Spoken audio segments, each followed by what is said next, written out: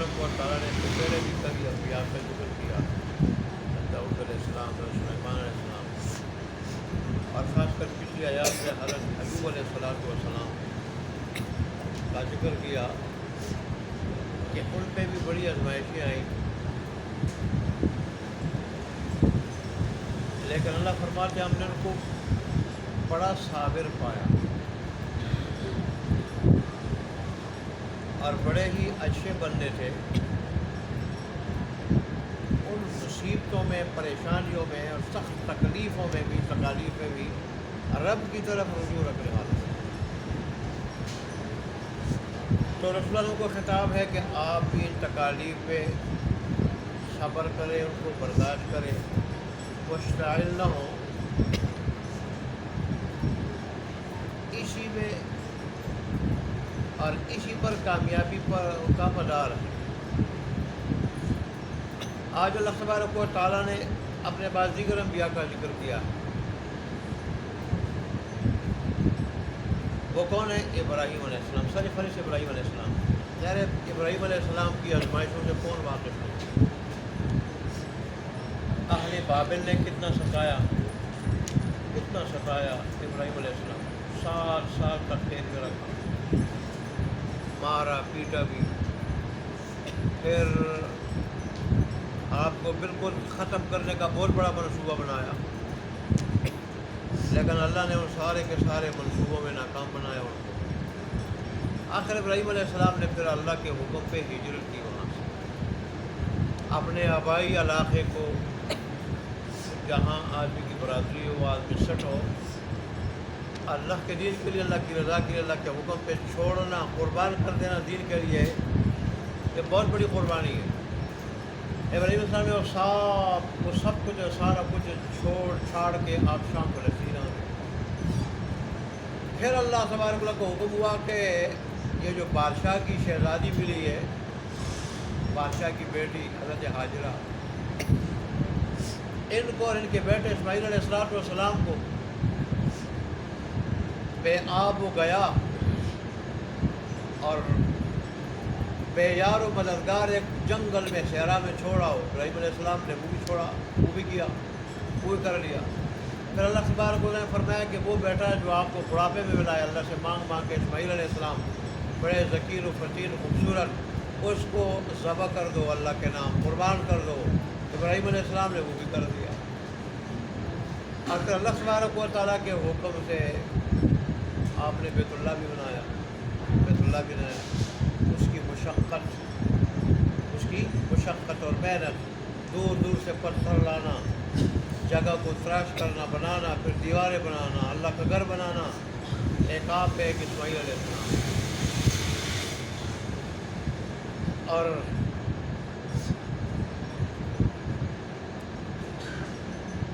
پھر ابراہیم علیہ السلام نے دعا کی کہ اللہ انہی مکہ والوں میں سے، مکہ میں ظاہر ہے انہوں نے کس کو آباد کیا تھا؟ اسماعیل علیہ السلام کو، ان کو آباد کیا تھا، ان کو چھوڑا تھا کہ انہی مکہ والوں میں سے اسماعیل علیہ السلام کی اولاد سے، میری اولاد سے کیا کر دو؟ آخری نبی بھیجنا، کہ آخری نبی مکہ والوں سے۔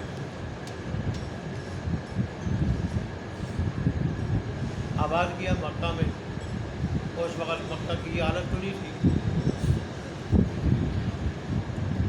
فرمایا کہ اب انہی میں سے آخری نبی بھیجنا مکہ والوں سے، جو میری اولاد سے بھی ہو، مکہ سے بھی۔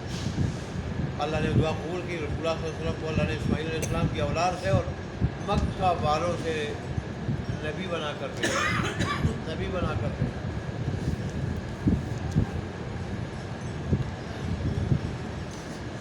قرآن میں غالباً سورہ بقرہ میں اس کا ذکر ہے، پہلے سپارے کے تقریباً آخری صفحے سے پہلے صفحے پہ، وہاں ایک آیت ہے،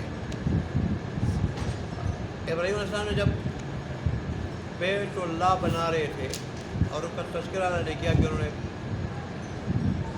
بیت اللہ بنا دیا، پھر اللہ نے کہا حج کا اعلان بھی کر دو، اگرچہ حج کے اعلان کے دوسری جگہ ذکر ہے، لیکن بیت اللہ جب بنا دیا پھر دعا کرنے لگے، ربنا وجعلنا مسلمین لک، کہ اللہ مجھے اور اسماعیل دونوں کو اپنا فرمان بردار بناؤ، دونوں۔ وَأَرِنَا مَنَاسِكَنَا، اور ہمیں دکھا دے حج کے احکام، سکھا دے، دکھا دے۔ مناسک میں سے حج کے احکام کو بھی کہا جاتا ہے اور ان جگہوں کو بھی کہا جاتا ہے کہ جہاں حج ادا کیا جاتا ہے۔ تو ارنا کا اگر احکام مراد ہو، پھر ارنا کا معنی ہوگا علمنا، ہمیں سکھا دے، تعلیم سے ہوگا، اور ایک دوسرے کے معنی میں آتا ہے کہ ہمیں سکھا دے کیا؟ حج کے احکام۔ مراد ہے میری ذریت کو، میری اولاد کو، لیکن یہاں اصل مراد ہے کہ ہمیں، یعنی میری اولاد کو جہاں حج ادا کیا جاتا ہے وہ جگہ دکھا دے۔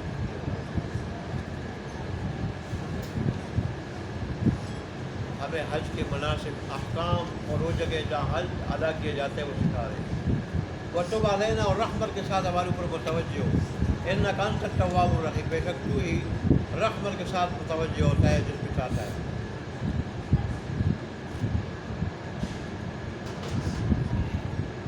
ایک آدمی میرے پاس آیا تھا، وہ آزاد کشمیر کا، عربی میں تھا، شروع میں 2007 تک یہاں عربی میں سروس کرتا رہا، بڑا نیک آدمی تھا، درس قرآن کا بڑا عاشق تھا، قرآن کا، حدیث کا، دین کا بڑا عاشق تھا، جہاں بھی درس قرآن ہوتا وہاں پہنچ جاتا، اور میرے لیے اس نے بعض بڑی تفسیریں لے کر دی تھی کہ مجھے ثواب پہنچے۔ وہ کہہ رہا تھا، اس دن میرے پاس پھر آیا تھا، وہ کہہ رہا تھا کہ حاجی عبدالوہاب صاحب نے کہا ہے کہ یہ میرا تجربہ ہے کہ جو آدمی اس آیت کو 41 مرتبہ 41 دن عشاء کی نماز کے بعد پابندی کے ساتھ پڑھے، ربنا وجعلنا مسلمین لک ومن ذریتنا وارنا مناسکنا وتب علینا انک انت التواب الرحیم، 41 مرتبہ پڑھے تو اللہ اس کو حج بیت اللہ کرائے گا۔ حج، اور یہ آدمی کہہ رہا تھا کہ میرا خود تجربہ ہے کہ اس آیت کے ورد کرنے کے بعد 40 دن تک پابندی کے ساتھ میں پھر کئی سال حج پہ جاتا رہا، حالانکہ عربی میں عام ملازم تھا، کلاس 4 میں ہوگا، عام ملازم تھا، لیکن کئی سال میں حج پہ جاتا رہا، عمرے پہ بھی جاتا رہا اور حج پہ جاتا رہا۔ اب کہتے ہیں کوئی انتظام نہیں ہوتا تھا بظاہر، لیکن اللہ اس حج کے سیزن میں غیبی کو انتظام کر دیتا۔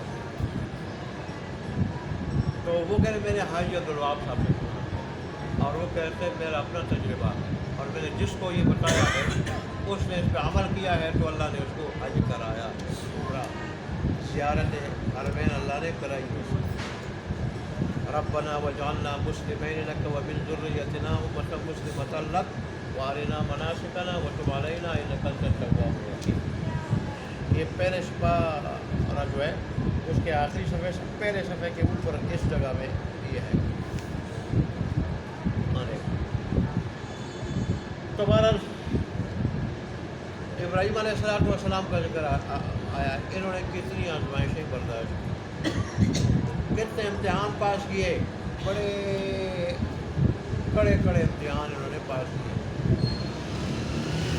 اور پھر ایسا ہی اسحاق علیہ السلام ہے، ایسا ہی یعقوب علیہ السلام، لیکن 40 یا 41 سال تو سب سے جو محبوب بیٹا تھا یوسف علیہ السلام، ان کی جدائی میں روتے رہے، اور پھر کچھ عرصہ بعد پھر بنیامین بھی جو ہے نا وہ چھوٹ گئے، روتے رہے اللہ کے سامنے، بندوں کے سامنے کوئی فریاد نہیں کی، انما اشکو بثی و حزنی الی اللہ، کہ میں اپنا غم اور اپنی فریاد رب کے سامنے کرتا ہوں، بندوں کے سامنے نہیں۔ آخر اللہ نے بیٹے بھی ملا دیے، اور بیٹے کو اللہ تبارک و تعالیٰ نے ایک بادشاہ کی شکل میں ظاہر کر دیا، اور پھر بیٹے نے بلا لیا، اور اس کے بعد پھر ایک شاہانہ، اگرچہ اللہ کے انبیاء بادشاہت میں بھی شاہانہ زندگی نہیں گزارتے، لیکن اللہ نے بیٹے کو بادشاہ ہوتے دکھایا. تو بہرحال انہوں نے بڑی قربانیاں برداشت کی، آزمائشیں برداشت کی یعقوب علیہ السلام. لیکن اللہ تبارک و تعالیٰ کی ایک صفت ذکر کی، اور الایدی والابصار، یہ ہاتھوں والے تھے اور آنکھوں والے تھے. تو ہاتھوں اور آنکھوں والے مطلب سارے انسان ہیں.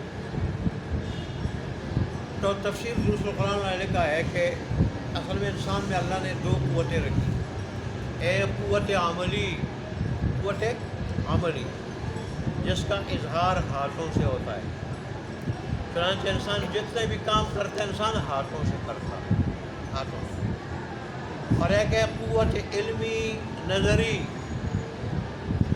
تو اس کا اظہار ہوتا ہے آنکھوں سے، کہ آنکھ کے ذریعے انسان کسی چیز کو دیکھتا ہے اور پھر اس کی تصویر ذہن تک جاتی ہے، اور پھر ذہن اس کا تصور کر لیتا ہے، اور اس کے بعد اس کے بارے میں حقیقت پا لیتا ہے.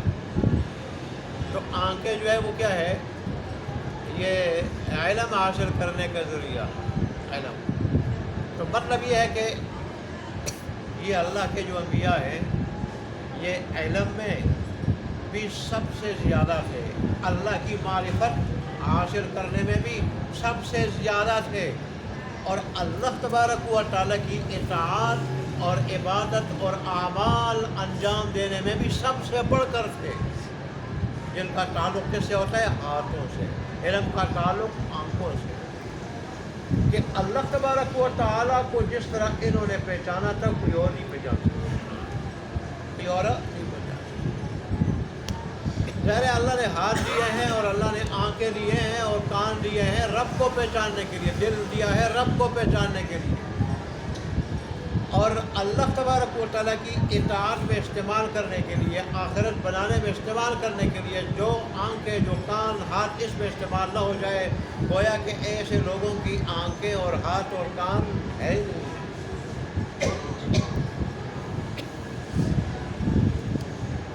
تو یہ قوت عملی، قوت علمی کی طرف اشارہ ہے کہ سب سے زیادہ قوت عملی یعنی اللہ کی اطاعت اور عبادت کرنے والے یہ لوگ ہیں، اللہ کی معرفت رکھنے والے یہ لوگ تھے. آنکھوں سے مراد وہی ہے قوت علمی نظری. آگے اللہ تبارک و تعالیٰ نے انبیاء کی عصمت پہ، معصوم ہونے پہ دو دلیلیں دی ہیں. دو دلیلیں کہ انبیاء معصوم ہوتے ہیں، گناہ جان بوجھ کر گناہ نہیں کر سکتے ہیں، قصداً ارادتاً نہ کبیرہ گناہ کر سکتے ہیں نہ صغیرہ گناہ کر سکتے ہیں انبیاء. اللہ اکبر. معتزلہ کہتے ہیں کبیرہ تو نہیں کر سکتے لیکن صغیرہ کر سکتے ہیں. معتزلہ گمراہ فرقہ گزرا ہے. لیکن اہل سنت والجماعت محدثین جمہور محدثین کہتے ہیں کہ نہ کبیرہ کر سکتے اور نہ صغیرہ، بالقصد بالارادہ، نہ صغیرہ نہ کبیرہ. البتہ بلا ارادہ ان سے معمولی لغزش ہو سکتی ہے. بلا ارادہ معمولی لغزش ان سے ہو سکتی ہے. گناہ ان سے سرزد نہیں ہو سکتا انبیاء سے. اور اس کی پہلی دلیل اللہ نے یہاں دی ہے. پہلی دلیل کیا ہے؟ اللہ فرماتے ہیں کہ ہم نے ان کو خاص کیا ہے آخرت کی یاد کے ساتھ. آخرت کی یاد کے ساتھ یہ ان کی خصوصیت ہے. دنیا میں رہتے ہوئے آخرت کو بلا نہیں سکتے انبیاء. ان کو ہر وقت اگر فکر رہتی ہے تو آخرت کی رہتی ہے، بلکہ صرف اپنی تو اپنی کیا امت کی اور دوسروں کی بھی فکر رہتی ہے. خود اپنی آخرت کی بھی فکر، دوسروں کی بھی آخرت کی فکر کرتے ہیں. جہاں خود آخرت جن چیزوں سے بنتی ہے، درجات ملتے ہیں، ان چیزوں کی طرف سب سے آگے ہوتے ہیں. وہ ان چیزوں کی طرف سب سے زیادہ کیا کرتے ہیں؟ آگے بڑھتے ہیں. اور اوروں کو بھی ان چیزوں کی کیا دیتے ہیں؟ ترغیب دیتے ہیں جن سے آخرت کو بنتی ہے. نبی کوئی ایسا نہیں ہو سکتا جو آخرت کو بھلا دے، ایک لمحے کے لیے آخرت کو بھلا دے. نبی ایسا نہیں ہو سکتا. اور ظاہر ہے جس کو ہر وقت ہر لمحہ آخرت یاد رہے وہ پھر گناہ نہیں کر سکتا. وہ گناہ نہیں کر سکتا. کہ اس کو فکر رہتی ہے، ہر وقت فکر رہتی ہو ہر وقت آخرت کی، ہر وقت آخرت یاد رہے. قرآن مجید اللہ نے فرمایا کہ اللہ کے انبیاء ہر وقت اللہ سے امید رکھتے ہوئے اور ڈرتے ہوئے اللہ سے دعائیں مانگتے ہیں اور اس کے سامنے عاجزی کا اظہار کرتے ہیں. لہذا جس کے سامنے آخرت ہر وقت ہو، آخرت یاد ہو، آخرت سے کسی وقت لمحہ کے لیے غافل نہ ہو، وہ پھر گناہ نہیں کرتا. خود رسول اللہ صلی اللہ علیہ وسلم کے بارے میں حضرت عائشہ صدیقہ رضی اللہ عنہا فرماتی ہیں کہ یذکر اللہ فی کل احیانہ، آپ ہر وقت اللہ کو یاد کرتے تھے، ہر وقت اللہ کو یاد کرتے تھے. اور انہیں پوچھا کہ سب سے افضل عبادت کیا ہے، تو انہوں نے فرمایا یہ ہے کہ تیری زبان ہر وقت اللہ کی یاد سے تر رہے، تر و تازہ رہے. تو ایک تو یہ دلیل ہے جس کے سامنے ہر وقت آخرت ہو تو پھر گناہ نہیں کر سکتا. اچھا، دوسری دلیل اللہ فرماتے ہیں کہ یہ انبیاء میرے منتخب بندوں میں سے، پھر سے، اور اللہ جس کے انتخاب کرتے ہیں نبوت و رسالت کے لیے تو اسی کا کرتا ہے کہ جس کی باطنی استعداد اور صلاحیت اکمل ہو. باطنی صلاحیت کیا ہو؟ صلاحیت اور استعداد کو کیا ہو؟ کامل ہو، اکمل ہو. اللہ رسالت کے لیے ہر آدمی اور نبوت کے لیے ہر آدمی کا انتخاب ہوتا ہے. یہی وجہ ہے کہ رسالت یہ کسی ڈگری حاصل کرنے سے نہیں ملتی، نبوت اور رسالت، اور یہ ریاضت و عبادت اور محنت سے بھی نہیں ملتی. یہ خالص اللہ تبارک و تعالیٰ کا انتخاب ہوتا ہے، اور اللہ وہ علیم خبیر ذات انسانوں میں دیکھتا ہے جس کی باطنی استعداد اور صلاحیت مکمل ہو، اکمل ہو، تو اسی کا انتخاب کرتا ہے نبوت. اس لیے فرمایا کہ وہ میرے منتخب ہوتے ہیں. منتخب نبوت میرے انتخاب کا نام.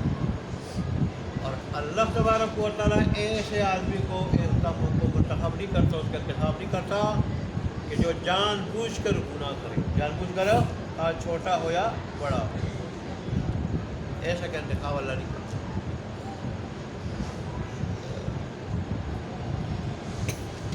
اور وہ نیک لوگ ہوتے ہیں، نیک نیک نیک. تو بہرحال یہ اللہ تبارک و تعالیٰ نے دو دلیلیں دی ہیں کس پر؟ عصمت کے انبیاء پہ. اور بہرحال حضرت ابراہیم علیہ السلام، اسحاق علیہ یعقوب علیہ السلام کی فضیلت بھی ہے، اور اس سے ضمن سارے انبیاء کی فضیلت ظاہر ہوتی ہے کہ انبیاء سب سے زیادہ قوت عملی اور قوت نظری والے ہوتے ہیں. دیکھیں، فذکر عبادنا، اور یاد کرو ہمارے بندوں، ابراہیم کو، اسحاق کو، و یعقوب اور یعقوب کو، اولی الایدی والابصار، جو ہاتھوں والے تھے اور آنکھوں والے تھے. جس جگہ اللہ نے فرمایا کہ ان السمع والبصر والفؤاد کل ذالک کان عنہ مسئولا. ہم نے تمہیں کان بھی دیے ہیں، آنکھیں دیے ہیں، دل دیا ہے، اور یاد رکھنا ان ساری چیزوں کے بارے میں قیامت کے دن پوچھو گی. کان کا استعمال کیا، آنکھ کو کا استعمال کیا، دل کو کا استعمال کیا. اس میں کینہ تھا، حسد تھا، تکبر تھا، کفر تھا، شرک تھا. کانوں سے کیا سنتے تھے، آنکھوں سے کیا دیکھتے تھے.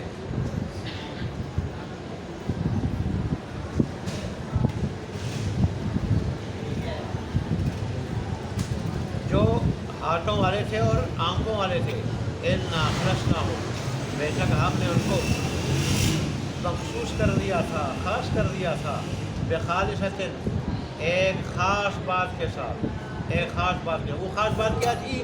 ذکر الدار، یعنی آخرت کے گھر کی یاد کے ساتھ، آخرت کے گھر کی یاد کے ساتھ. وَإِنَّهُمْ عِندَنَا، اور بے شک تھے وہ ہمارے نزدیک، یا ہیں وہ ہمارے نزدیک، لَمِنَ الْمُصْطَفَيْنِ الْأَخْيَارِ، البتہ منتخب لوگوں میں سے اور نیک لوگوں میں سے.